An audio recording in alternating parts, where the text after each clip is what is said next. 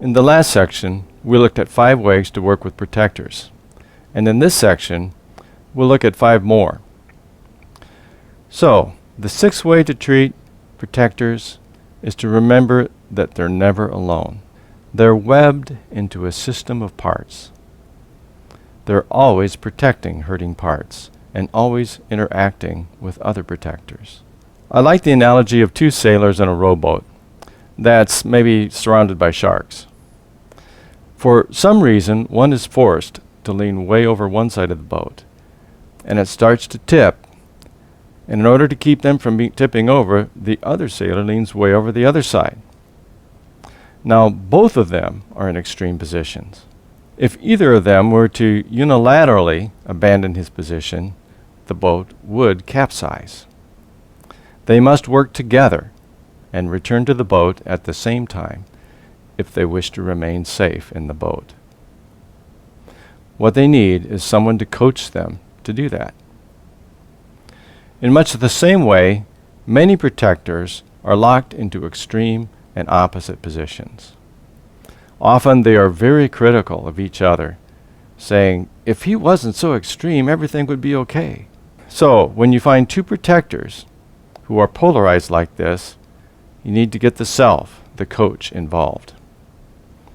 If the recipient is curious and compassionate toward them, have him ask them if it would be okay for him to get to know one of them while the other watches.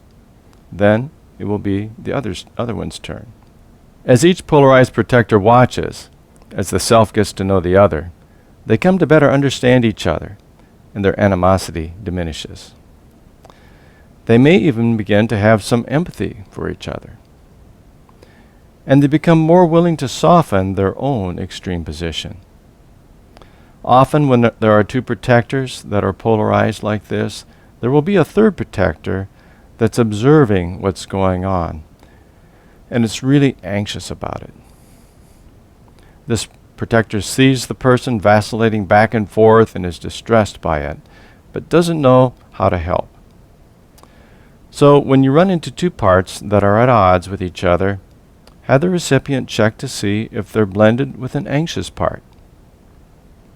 And if they're able to get that anxious part to step back so that self can work with the 2 polarized protectors, things will go a lot better. The 7th way to help protectors is to be patient with them. We found that protectors can't fully change until the exiles that they're protecting are healed. Yes, they can become less extreme and have less animosity toward each other, but we understand that they won't change fully until the parts they're protecting are healed. The 8th way is to ask about the protector's fears. We use a key question here. What are you afraid will happen if you didn't do what you're doing? If the protector is willing to share its fears, the answer will point to one of 2 things. It will point you to a firefighter that the protector is afraid of, or to the exile that the protector is protecting. For example, if it says, I'm afraid that it'll become enraged, get out of control, and really hurt someone. This tells you that the protector is aware of an enraged firefighter that could break out and hurt someone if the exiles are stirred up. It's likely that you have to get to know the enraged firefighter and diffuse some of the anger before the fearful manager will let you near the exiles. But if the protector says, I'm afraid I'll be rejected by my family for being too emotional, this tells you that the anxious protector is likely protecting an exile that feels shamed and rejected. Either way, you can then get them to know that part. The 9th way to treat protectors is to negotiate with them. Negotiation sounds like this. What if we could work with that part of you that feels shamed and rejected and bring in some healing so that it doesn't feel that way anymore? Sometimes the response is, I don't think you can do that. To which you can reply, I can understand why you might feel that way, since you've only known this part as it is. That makes sense. It makes sense that you'd be doubtful.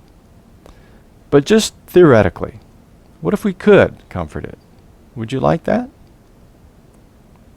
Well, I suppose so, but I don't think you can. It can take some time for protectors to start to trust the process and to start to trust the self. But patiently building a relationship between the protector and the self will increasingly build trust. Sometimes protectors can gain trust in the self as they see the self in action, leading all the parts to more effectively cope with life challenges. Or sometimes it helps them to see other protectors relax and their exiles be healed. Your own confidence can help. Sometimes I've said, in this ministry we've seen a lot of hurting parts with overwhelming emotions who have been wonderfully and amazingly healed.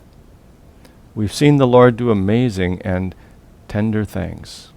One question that can sometimes help is to ask the protector if it knows how old you are. Protectors who are stuck in the past can believe that the recipient is still in his childhood or teens. As odd as this sounds, it's helped some parts to understand that the recipient is now an adult in a secure situation and with many more resources than he had as a child.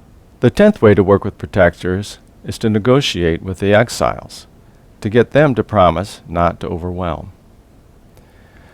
Exiles have usually been locked up for a long, long time. They're desperate for relief and for redemption and for relationship. They long to be heard and helped. They long to tell their story and find comfort. Protectors usually know this and are afraid that the exiles will flood the person and not stop flooding. But we've discovered that exiles have the ability to restrain their emotions. And they will often agree to do so if they believe that this is in their best interests.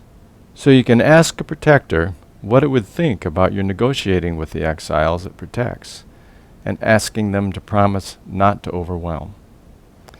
If the protector is willing to try it, you might tell the exile, "We want to know everything about you, and we want to hear all that you want us to know about yourself and what you're feeling. But we wonder if you could do so in a way that doesn't totally overwhelm Joe. It's in your best interest not to overwhelm, or else the protector parts will just come back and lock you back away, and we won't be able to help you. What do you think of that idea?" Sometimes exiles aren't sure that they have the ability to do that, never having restrained their emotion before. But you can reassure them that they do have that ability, and if they'd like to try it, perhaps releasing 5% or maybe 2% of their burden. Or if the Lord is close, sometimes He's been willing to moderate the amount of hurt and pain that is released. And when He does, this seems to work wonderfully. So there we have 10 ways to work with protectors. Respect them, involve the Lord, access the recipient's self, stay in your own spirit-filled self, follow the Renew roadmap, remember that they're never alone, be patient with them, ask about their fears, negotiate with them, and negotiate with the exiles they protect.